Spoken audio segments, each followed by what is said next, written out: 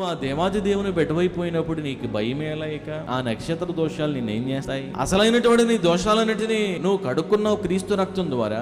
అలనాడు నయోమితో రూతు పలికినట్లుగా దేవుడు ఏమండి మోయాబు దేశంలో ఉన్నటువంటి వారు, సృష్టిని ఆరాధించేటువంటి వారు, నయోమి అత్త నీ దేవుడే నా దేవుడు. ఆ మాటకు బైబిల్ ఏం చెబుతుంది అని అంటే, రూతు నువ్వు జీవం గల దేవుని యొక్క రెక్కల చాటున ఉండడానికి నువ్వు వచ్చావు కాబట్టి ఆయన నీకు సంపూర్ణమైన బహుమానము నీకు ఇచ్చును. నీ దేవుడే నా దేవుడు అని సృష్టికర్త దగ్గరికి నువ్వు వచ్చినావు కదా. ఇదిగో లోకంలో ఉన్న వారి కంటే మనలో ఉన్నవాడు గొప్పవాడు. ప్రియులారా, ఆ విశ్వాసం ఉన్న సహోదరుడు సహోదరి, ఒకవేళ ఈ రకమైనటువంటి అనుమానాలు నీ హృదయంలో ఏమైనా పనిచేస్తూ ఉంటే, నీ గురించో నీ పిల్లల గురించో నీ ఇంటిని గురించో నీకు కలిగిన వాటి విషయంలో నువ్వేమైనా భయాలు కలిగి బ్రతుకుతూ ఉంటే, అనుమానాలు పడుతూ ఉంటే, భయాలు పడుతూ ఉంటే, సహోదరుడు సహోదరి, నేను సర్వశక్తివంతుడైన దేవుని కుమారుడు దేవుని కుమార్తెను అనుకో. ఈరోజు బైబిల్ చెప్తావు సమస్తమైన వాటిని సృష్టించిన వాడు ఆయన.